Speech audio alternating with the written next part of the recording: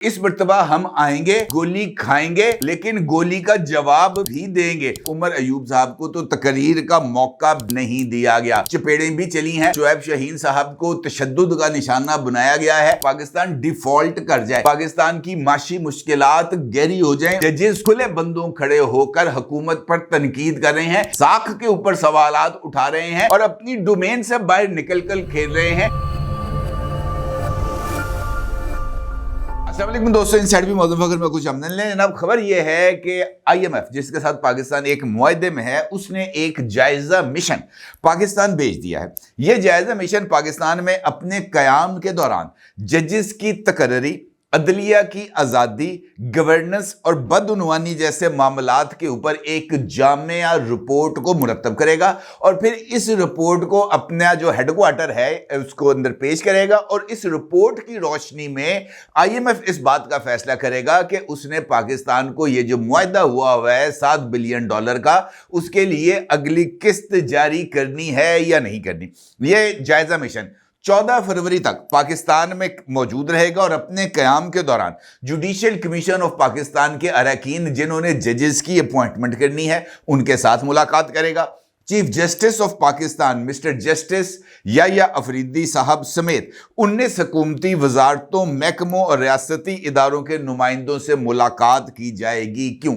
ये एक इंपॉर्टेंट सवाल है। यह सवाल भी बहुत ज्यादा अहमियत का हामिल है कि जनाब ये IMF को पाकिस्तान में जजेस की अपॉइंटमेंट के तरीकाकार से क्या तकलीफ है? IMF का पाकिस्तान में अदलिया की आज़ादी के साथ क्या लेना देना है? IMF के साथ जो प्रोग्राम पाकिस्तान गवर्नमेंट की तरफ से साइन किया गया था, क्या उस प्रोग्राम में IMF को ये मुआहदे के अंदर शामिल था कि जनाब पाकिस्तान में कौन सा जज किस तरीके से अपॉइंट होगा और उस वाले से IMF को इत्मीनान में दिलाना या IMF को इस बात की यकीन दहानी कराना कि जनाब ड्यू प्रोसेस को फॉलो किया गया है और उसके बगैर IMF जो है वो पाकिस्तान को कर्ज जारी नहीं करेगा। पाकिस्तान के अंदरूनी मामलात के अंदर और रियासत को कैसे चलाना है, ऐसे मामलात के अंदर IMF को शामिल करने के हवाले से क्या मुआहदे के अंदर किसी तरह के कुछ पॉइंट्स मौजूद हैं, और अगर ये पॉइंट्स मौजूद हैं तो ये पॉइंट्स किसके कहने पर शामिल किए गए? इंपॉर्टेंट सूरत हाल है, अहम सवालात हैं और इन तमाम सवालात का जायजा लेंगे। लेकिन उससे पहले बात करेंगे जनाब पाकिस्तान तहरीके इंसाफ की, जिसने कल जलसा किया सवाबी के मुकाम पर। और सवाबी में होने वाले इस जलसे में जहां पर पाकिस्तान तहरीके इंसाफ ने पाकिस्तान के रियासती इदारों और हत्ता के पाकिस्तान की रियासत के हवाले से जो एतराज़ात हैं वो भी उठाए, बल्कि रियासत पाकिस्तान पर वज़ीर आला खैबर पख्तूनख्वा की तरफ से थूका गया। ना सिर्फ थूका गया बल्कि मजमे में मौजूद लोगों को भी अली अमीन गंडापुर की तरफ से अपने साथ रियासत के ऊपर थूकने पर मजबूर किया गया और अली अमीन के कहने पर रियासत पर थू की गई जलसे के शुरका की तरफ से। और ये किसी भी ऐसे रियासती ओहदेदार और आईनी ओहदेदार की तरफ से जिसने खुद दस्तूर पाकिस्तान के तहफ़्फ़ुज़ का हल्फ लिया हो, ये हल्फ की एक संगीन खिलाफ वर्जी भी है और ये वफाक पर हमले के मुतरादफ भी है। ना सिर्फ ये बल्कि ये जलसा जिसका मैंने भी आपके खिदमत में जिक्र किया, वहां पर अली अमीन गंडापुर हो या जुनेद अकबर साहब हो, इन दोनों की तरफ से रियासत के ऊपर एक मर्तबा फिर हमला करने का ऐलान भी किया गया और इस बात का जिक्र भी किया गया कि जनाब पिछली मर्तबा जब हम 24 नवंबर को इस्लामाबाद आए थे और 26 नवंबर को हमें मुंतशिर किया गया था, तो इस मर्तबा हम आएंगे, गोली खाएंगे, लेकिन गोली का जवाब भी देंगे। तो ये इनफैक्ट एक इस तरह के माहौल को क्रिएट करने के लिए बिल्कुल वैसी ही जहन साजी का मरहला है जिस तरीके से 9 मई के वाकयात से पहले इमरान खान ने हिटलर स्टाइल के अंदर लोगों से इस बात का हल्फ लिया था कि वो इमरान खान का तहफ़्फ़ुज़ करेंगे और अगर इमरान खान को कुछ भी होता है या इमरान खान को गिरफ्तार किया जाता है तो वो इसके ऊपर भरपूर रद्द अमल का इजहार करेंगे। और उसका नतीजा हमने 9 मई की सूरत में देखा। अब यह जो बार बार इस बात का जिक्र किया जा रहा है कि जनाब सब्र का पैमाना लबरेज हो गया है, अब हमारे पास जो गुंजाइश है वो कम हो गई है, हम कल भी मुज़ाकरात के लिए तैयार थे, हम आज भी मुज़ाकरात के लिए तैयार हैं, लेकिन दूसरा फरीक जिसके साथ हमने बातचीत करनी है वो हमारे सब्र का इम्तहान ले रहा है। अगर जनाब उसने हमारे साथ बातचीत नहीं करनी तो फिर जनाब हमारा सीना بھی حاضر ہے، وہ لوگ جو ہم سے ٹیکس کے پیسوں سے تنخواہیں لیتے ہیں، ہمارے ٹیکس کے پیسوں سے گولیاں لیتے ہیں، ان کو یہ جرت کیسے ہوتی ہے کہ جناب وہ ہم پر گولیاں چلائیں؟ یہ جو تقاریر ہیں جناب یہ وہاں پر کی گئی، نہ صرف وہاں پر تقاریر کی گئی بلکہ ریاست کے مخالف نعرہ بازی بھی کی گئی، جو کہ بہت ہی زیادہ قابل اعتراض کام ہے۔ البتہ یہ بات ضرور ہے کہ پاکستان تحریک انصاف نے جو احتجاج کا اناؤنسمنٹ کی تھی وہ احتجاج اتنا زیادہ بھرپور نہیں ہو سکا۔ ثوابی کے علاوہ پورے ملک میں کسی ایک مقام پر بھی پاکستان تحریک انصاف کی طرف سے ایک معمولی سا پاور شو نہیں ہو سکا، حتیٰ کہ باقی صوبے پنجاب کو کہ ہم نکال بھی دے کہ جناب پنجاب میں مریم نواز بڑی ڈکٹیٹر ہے، مریم نواز نے پنجاب کے اندر مارشل لا لگایا ہوا ہے، پنجاب کے اندر اس نے کسی کو کسکنے نہیں دیا، تو باقی دو صوبے اور بھی تھے، بلوچستان بھی تھا اور سندھ بھی تھا۔ سندھ کے اندر کسی جگہ پر سیکشن 144 امپوز نہیں تھا، سندھ کے اندر تو کم از کم ایک احتجاج کیا جا سکتا تھا۔ کراچی جس کے بارے میں پاکستان تحریک انصاف کا یہ دعویٰ ہے کہ جناب کراچی کے اندر ہمارا قلعہ قائم ہے اور ہم نے جناب ایم کیو ایم کو وہاں سے نکال دیا ہے اور ایم کیو ایم کا سارا ووٹر اور سپورٹ بیس شفٹ کر گئی ہے اپنی ہمدردیوں کو پاکستان تحریک انصاف کی طرف، اور اس دعوے کے جواب میں ایک بندہ بھی اگر کسی جگہ پر نہ نکلا ہو تو اس کا مطلب یہ ہے کہ ماضی میں عمران خان کو کراچی کی سیٹیں دلوانے کے لیے ایک میسو دھاندلی کی گئی۔ یہ بالکل ویسی ہی دھاندلی تھی جس کا الزام اس وقت عمران خان موجودہ اسٹیبلشمنٹ اور موجودہ ریاستی اداروں پر لگا رہے ہیں۔ نہ صرف یہ بلکہ یہ جلسہ پاکستان تحریک انصاف کے اندرونی اختلافات کا بھی ایک عملی نمونے کے طور پر سامنے آیا،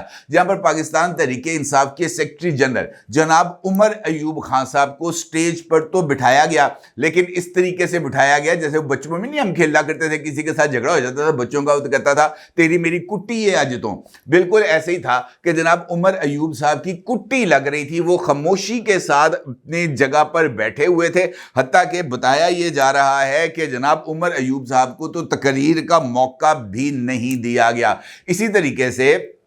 چند اور پارٹی رہنما تھے جن میں خیبر پختونخوا میں علی امین گنڈا پور کے سب سے بڑے سیاسی حریف جناب عاطف خان صاحب بھی شامل تھے۔ عاطف خان صاحب کو جو کہ اس وقت جنید اکبر صاحب کی ٹیم کے روح رواں ہیں، عاطف خان صاحب کو بھی پہلے سٹیج کے اوپر چڑھنے سے روک دیا گیا اور عاطف خان غصے کے عالم میں لوگوں کو دھکے دھکے دے کر سٹیج پر چڑھے تو صحیح، لیکن عاطف خان صاحب کو بھی جناب اس جلسے سے خطاب کی اجازت نہیں مل سکی۔ عمران خان کے وکیل جناب شعیب شاہین صاحب کے حوالے سے بھی یہ خبر گرم ہے کہ ان کو بھی سٹیج کے اوپر چڑھنے کی اجازت نہیں دی گئی، بلکہ وہاں پر موجود جو سیکیورٹی کے عملے تھے اس عملے کے ساتھ جناب شعیب شاہین صاحب کی آپس میں تکرار بھی ہوئی، اور سنا یہ ہے کہ وہاں پر جناب چپیڑیں بھی چلی ہیں اور شعیب شاہین صاحب کو تشدد کا نشانہ بنایا گیا ہے، مبینہ طور پر اطلاعات ہیں، اور اس کے بعد شعیب شاہین صاحب غصے کے عالم میں جلسہ گاہ سے باہر نکل گئے۔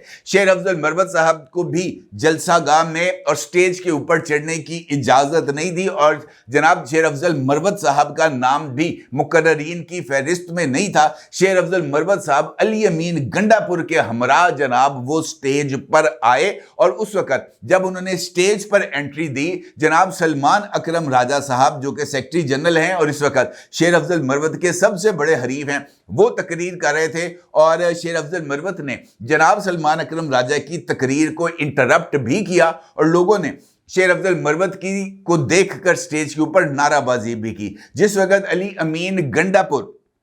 تقریر کرنے کے لیے آئے تو انہوں نے شیر افضل مروت کو اپنے ساتھ کھڑا کیا اور اپنی تقریر سے پہلے شیر افضل مروت سے چند جملے بلوائے، اور اس میں شیر افضل مروت کا یہ کہنا تھا کہ جب برا وقت تھا ہم جیسے برے لوگ سامنے تھے، اب اچھا وقت ہے لیکن ہمارے لب سلے ہوئے ہیں اور ہمیں بولنے کی اجازت نہیں ہے، جو بات میں کہنا چاہتا ہوں میری زبان میں علی امین بولے گا، اور یہ چند جملے بول کر جناب شیر افضل مروت صاحب سائیڈ پر ہو گئے۔ البتہ اس سارے عمل نے کچھ چیزوں کو اسٹیبلش کر دیا کہ پاکستان تحریک انصاف کی اس وقت کی قیادت ایک دوسرے سے بہت فاصلے پر موجود ہے اور ان کے درمیان کسی طرح کا کوئی کوارڈینیشن نہیں ہے۔ پنجاب میں اگرچہ مختلف سوشل میڈیا پلیٹ فارمز کے اوپر फ्लैश एहतजाज की कुछ तस्वीर, कुछ छोटी मोटी वीडियोस जिसमें जनाब हम्माद अजहर साहब भी एक मोटरसाइकिल पर झंडा लेके बैठे हुए हैं, इस तरह की चंद तस्वीरें या वीडियोस तो देखने में मिली, लेकिन किसी तरह का जिसको हम कह सकते हैं कि एक impressive power show in Lahore और इन पंजाब, इस तरह की कोई चीज देखने को नहीं मिली। तो इसका मतलब यह है जनाब कि खुद पाकिस्तान तहरीक इंसाफ में सब कुछ अच्छा नहीं, अलबत्ता पाकिस्तान तहरीक इंसाफ इंटरनेशनल प्लेटफॉर्म्स पर अपनी सोशल मीडिया की ताकत और ओवरसीज पाकिस्तानियों से हासिल होने वाले डॉलर्स को बखूबी इस्तेमाल कर रही है। इस वक्त जिस सिचुएशन का जिक्र मैंने आपके साथ गुफ्तगू के आगाज में किया था, यह भी उसी सोशल मीडिया कैंपेन और उन्हीं डॉलरों का चक्कर है जो इस वक्त हमारे सामने यह सिचुएशन आ रही है। आज से चंद रोज पहले अमेरिकी कांग्रेसमैन जे विल्सन का एक खत गवर्नमेंट ऑफ पाकिस्तान को मौसूल हुआ था और उस खत के अंदर इस बात का जिक्र किया गया था कि जनाब हमारे तो मेरे खुद इमरान खान के साथ बहुत इख्तलाफात मौजूद हैं। मैं इमरान खान की तालिबान के हवाले से पॉलिसीज, अफगानिस्तान के हवाले से पॉलिसी, चाइना के हवाले से पॉलिसी, रशिया के हवाले से, यूक्रेन के हवाले से पॉलिसीज को पसंद नहीं करता, लेकिन इसके बावजूद मैं ये कहता हूं कि जनाब इमरान खान को जेल में रखा गया है, उसको जेल से निकाला जाना चाहिए। इस तरह का एक खत उन्होंने तहरीर किया। ये तमाम कुछ उसी मुहिम का हिस्सा है जिसके जरिए अमेरिका में लाखों डॉलर्स अदा करके पीआर फर्म्स को हायर किया गया और जजेस की इन अपॉइंटमेंट्स को लेकर भी जिस तरीके से माहौल को क्रिएट किया गया, वो भी इसी सिमत की तरफ इशारा है कि इंटरनेशनल कम्युनिटी को पाकिस्तान के अंदर एक टायरेंटिक गवर्नमेंट का इशारा दिया जा रहा है, एक फस्तायत की हुकूमत का तासुर दिया जा रहा है और यह बात उनको उनके सामने रखी जा रही है कि पाकिस्तान के अंदर तागूती कुव्वतें, डिक्टेटरशिप यहां पर मौजूद है और उस डिक्टेटरशिप के जरिए पाकिस्तान को चलाया जा रहा है और डिक्टेटरशिप के जरिए जजेस के लिए भी कोर्ट पैकिंग की जा रही है। मनपसंद जजेस को लाया जा रहा है ताकि इमरान खान को दी जाने वाली सजाओं को आला अदालतों के अंदर बरकरार रखा जाए। अब अगर आप गौर करें तो यह वही पाकिस्तान तहरीक इंसाफ है जिसने आईएमएफ की पाकिस्तान के साथ डील को रोकने के लिए खत तहरीर किए थे। ये वही लोग हैं जिन्होंने आईएमएफ को कहा था कि जनाब अगर इंतखाबात के बाद मौजूदा हुकूमत जीत के दोबारा इक्तदार में आ जाती है तो जनाब ये जो एग्रीमेंट आप करेंगे इसका हमारे साथ कोई लेना देना नहीं होगा। और फिर इस बात का भी जिक्र किया गया कि जनाब हम भी अगर इक्तदार में आ गए तो हमारे ऊपर लाजिम नहीं होगा कि जनाब हम इस एग्रीमेंट की पासदारी करें। तो ये किस बात का सबूत था? ये इस बात का सबूत था कि पाकिस्तान डिफॉल्ट कर जाए, पाकिस्तान की माशी मुश्किलात गहरी हो जाएं और आईएमएफ पाकिस्तान के साथ किसी तरह की कोई डील पर तैयार ना हो। और इसीलिए इस सारे के सारे माहौल को क्रिएट किया गया था। जनाब ये जो थे उस वक्त शौकत तरीन साहब, उनके कहने के ऊपर खत तहरीर किया गया था। ये जो थे वजीर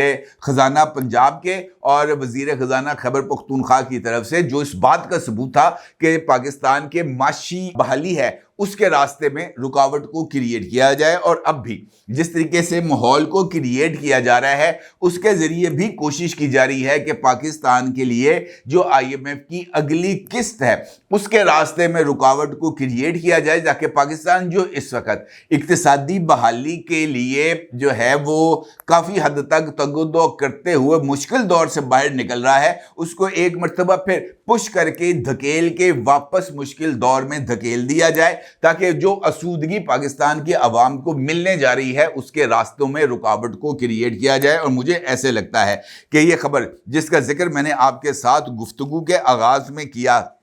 यानी आईएमएफ यहां पर 14 फरवरी तक जजेस के साथ, हुकूमती वजारतों के साथ, महकमों के साथ और दीगर लोगों के साथ मुलाकातें करेगी, पॉलिटिशियंस के साथ मुलाकातें करेगी, तो वो इस वजह से ही करेगी कि जनाब अब जो डिक्टेशन है वो पाकिस्तान तहरीके इंसाफ के कहने पर अमेरिका से ली जाए। यानी ये वो जमात है जो पहले ये कहती थी कि चूंकि अमेरिका से डिक्टेशन ली थी और हमें इक्तदार से निकाल दिया गया था, अब उसी जमात के कहने के ऊपर मौजूदा हुकूमत को अमेरिका से डिक्टेशन दिलवाने की तैयारी की जा रही है कि आपने इस जज को लेके आना है और इस जज को आपने जो है वो सुप्रीम कोर्ट या हाई कोर्ट के अंदर नहीं लेके आना। जबकि इस तरह का कोई एग्रीमेंट पाकिस्तान का आईएमएफ के साथ मौजूद नहीं है कि जनाब हमने जजेस भी आपसे पूछकर जो है वो तैनात करने हैं। जजेस के अपॉइंटमेंट पाकिस्तान का अंदरूनी मामला है, अदलिया की आज़ादी को यकीनी बनाने के लिए पाकिस्तान ने इंटरनेशनल चार्टर्स के ऊपर दस्तखत भी कर रखे हैं और पाकिस्तान किसी भी तरीके से अपनी तरफ से जो कन्वेंशंस पर पाकिस्तान सिग्नेटरी है उससे पीछे हटने के लिए तैयार नहीं है।